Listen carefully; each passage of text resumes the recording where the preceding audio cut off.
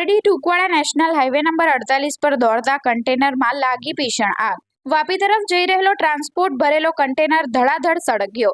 Fire બ્રિગેડે પાણીનો મારો શરૂ કરી આગ પર કાબુ મેળવવાના પ્રયાસ હાથ ધર્યા। પારડી તાલુકાના ટુકવાડા વિસ્તારમાં આવેલા નેશનલ હાઈવે નંબર 48 પર મંગળવારના રોજ સવારે વાપી તરફ જઈ રહેલા ટ્રાન્સપોર્ટનો સામાન ભરેલા કન્ટેનર નંબર MH48CB0080 માં અચાનક આગ લાગી હતી।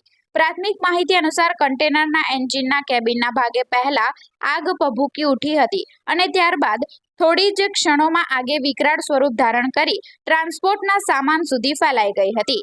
આગ લાગતા જ કન્ટેનર ધડાધડ સળગવા લાગ્યો હતો, જેના કારણે હાઈવે પર પસાર થતા વાહન ચાલકોમાં ભયનો માહોલ ફેલાયો હતો। ઘટનાની જાણ થતાં જ પારડી અને આસપાસના વિસ્તારોમાં ફાયર વિભાગની ટીમો તાત્કાલિક ઘટના સ્થળે દોડી આવી હતી।